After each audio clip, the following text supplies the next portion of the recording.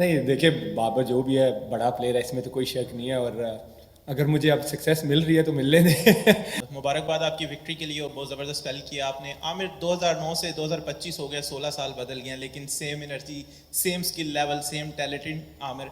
तो आमिर भाई, आप जब बॉलिंग करते हैं अग्रेशन नज़र आता है, लेकिन एट द सेम टाइम आप बहुत कैलकुलेटेड बॉलिंग कर रहे होते हैं। तो कैसे ये कामनेस और एग्रेशन सेम टाइम में ग्राउंड में रखते हैं? देखिए, पहले तो मैं बिलीव करता हूँ कि जो एग्रेशन है ये फास्ट बॉलर की खूबसूरती है। जब वो एग्रेशन दिखाता है तो ग्राउंड में आपने देखा होगा जो क्राउड मज़ा लेता है उस चीज़ का, तो ये इसी चीज़ का है। दूसरा ये है कि देखिए, जब आप एक प्रोसेस से आए होते हैं, एक प्रैक्टिस का जो मकसद होता है, आपने वो प्रैक्टिस की होती है, तो आई थिंक वही आप मैच में लेके आते हैं। लेकिन मेरा हमेशा बिलीव ही होता है कि एग्रेशन तो मैं दिखाता हूँ, लेकिन मेरा जो फोकस होता है वो सारा बॉलिंग पे होता है कि मैंने इस विकेट पे बॉलिंग कैसे करनी है। तो वो आई थिंक इसीलिए मेरे सक्सेस के जो चांसेस होते हैं वो बढ़ जाते हैं। सोहेल भाई, हमें दूसरी मरतबा बाबर आजम को आउट किया है, को लगता है कि आपका एक थोड़ा सा हो गया है, बड़ा मुकम्मल होमवर्क करके आते हैं आप उनके लिए। पिछले मैच में भी आपने उनको ट्रैप किया, आज भी उसी तरह। नहीं देखिए, बाबर जो भी है बड़ा प्लेयर है, इसमें तो कोई शक नहीं है। और अगर मुझे अब सक्सेस मिल रही है तो मिल लेने लेकिन ये है कि देखिए, वो अर्ली ऑन मेरा यही प्लान होता है कि मेरा अगर नया बॉल स्विंग हो रहा है तो मैं उसको जितना ज़्यादा यूज़ करूँ, वो चाहे साइम हो या बाबर हो, क्योंकि आपको पता है दोनों ही बैकबोन है पेशावर ज़ल्मी के। तो टारगेट यही था। और मुझे लगता है कि एज अ बॉलर मेरे जहन में था कि मुझे Babar as a batsman out swing के लिए रेडी होंगे। तो मुझे था कि अगर मैं जगह से अंदर ले आया तो शायद मुझे सक्सेस मिल जाए, तो वो उस वजह से शायद हुआ ही। कादिर ख्वाजा साहब। आमिर, सऊद शकील नए कप्तान हैं। हमने बैक टू बैक देखा है, उनकी कप्तानी में बड़ा निखार आया है पहले की निस्बत। और उनकी कप्तानी के हवाले से क्या कहते हैं, प्लस कोयटा ग्लैडिएटर्स के डगआउट का, ड्रेसिंग रूम का और ओवरऑल माहौल कैसा है? देखिए, माहौल तो बहुत अच्छा है। मैं वो वाहिद प्लेयर हूँ कि जिस जगह मुझे माहौल, अगर एज अ प्लेयर, क्योंकि मैं बहुत स्ट्रॉन्ग बिलीवर हूँ कि अराउंड आपके अगर इन्वायरमेंट ना हो तो आप अपने आप को एक्सप्रेस नहीं कर सकते। मैं वो प्लेयर हूँ, अगर मुझे लगता कि यहाँ का इन्वायरमेंट नहीं थी तो ये मेरा दूसरा साल है, दूसरा साल ना होता सबसे पहले, क्योंकि मैं नदीम भाई को 10 साल से जानता हूँ, आजम भाई वगैरह को। अच्छा इन्वायरमेंट है, सारे खुश हैं।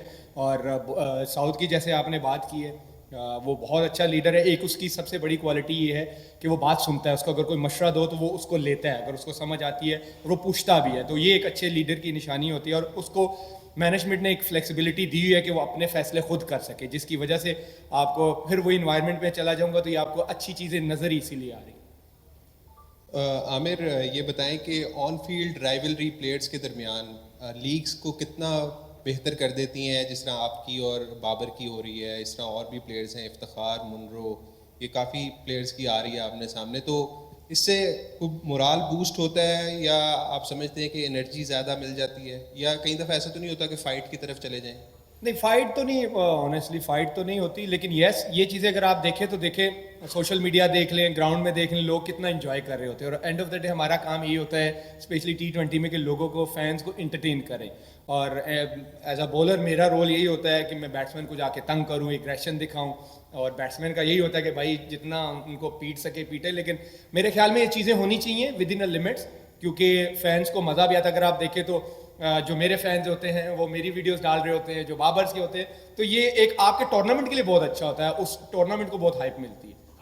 आमिर भाई, आप बॉलिंग में तो बहुत अच्छा परफॉर्म कर रहे हैं सबके सामने। मैंने आपको देखा कि नेट के अंदर आप बैटिंग की भी अच्छी प्रैक्टिस करते हैं और लंबे लंबे छक्के भी लगाते हैं नेट में। तो आप बैटिंग के ऊपर कोई स्पेशल फोकस कर रहे हैं? और साथ में ऐड करते हैं कि खुरम शहजाद और फ़हीम आपका बड़ा अच्छा साथ दे रहे हैं थ्रू आउट द टूर्नामेंट, तो उनके बारे में क्या कहेंगे? एज अ सीनियर किस तरह गाइड कर रहे हैं उन्हें? देखिए, पहले तो जो आपने बैटिंग की बात की है, T20 में मुझे लगता है कि आपको सिर्फ एक ही फील्ड में माहिर नहीं होना चाहिए, आपको फील्डिंग भी अच्छी करनी चाहिए। बैटिंग में अगर आप थोड़ा बहुत चिप इन कर सकते हैं, क्योंकि अगर आपकी, मेरी मोस्टली बारी आएगी भी तो शायद 8-10 बॉलें आई, तो अगर उसमें मैं 2-3 बाउंड्रियां मार देता हूं तो टीम को फ़ायदा हो सकता है। तो मुझे लगता है ये सब जितने भी यंगस्टर्स हैं, फास्ट बॉलर्स हैं, उनको बैटिंग पे भी ध्यान देना चाहिए। और बाकी आपने फ़हीम और खुरम की बात की है, वो बहुत अच्छी बॉलिंग कर रहे हैं, जिस तरह की कंडीशंस डिमांड कर रही हैं और जो उनको बोला जाता है वो उसको एग्जीक्यूट करने की कोशिश भी करते हैं। और मुझे लगता है कि ये एक अच्छे कॉम्बिनेशन की निशानी भी होती है। और मोमेंटम मुझे लगता है कि T20 में बहुत ज़रूरी होता है, as a bowling unit, as a batting unit. आज अच्छा साइन था कि हमारी बैटिंग ने भी क्लिक किया है, और हमारी बॉलिंग एक, apart from one game, I think हमारी बॉलिंग थ्रू आउट अच्छा करती हुई आ रही है। आमिर भाई, लास्ट मैच में आपने डेविड वार्नर को नए बॉल से आउट किया है, इस दफ़ा आपने बाबर आजम को आउट किया है, लास्ट मैच में बाबर आजम को आउट किया था। तो नए बॉल के साथ किस तरह आप प्लान करते हैं बड़े बैट्समैन को आउट करने के लिए?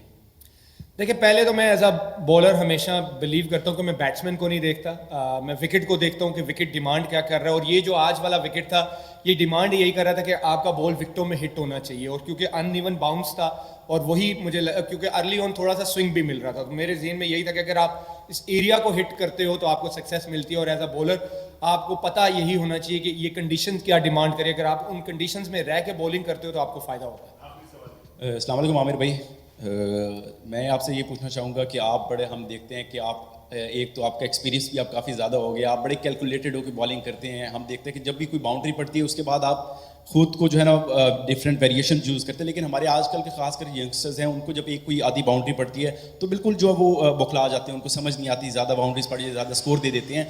तो ये क्या जाहिराना अंदाज आपका है या कोई इस तरह एक्सपीरियंस के साथ ये चीज़ आती है?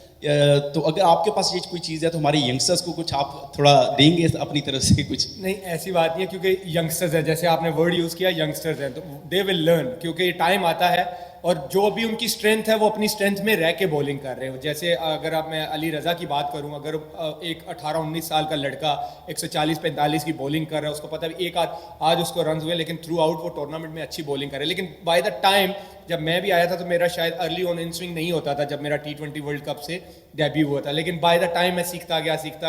जितनी वो क्रिकेट खेलते जाएंगे, फर्स्ट क्लास भी खेलेंगे, इसी तरह के लीग्स के हार्ड टूर्नामेंट्स खेलेंगे, तो उनको एक्सपीरियंस आता जाएगा।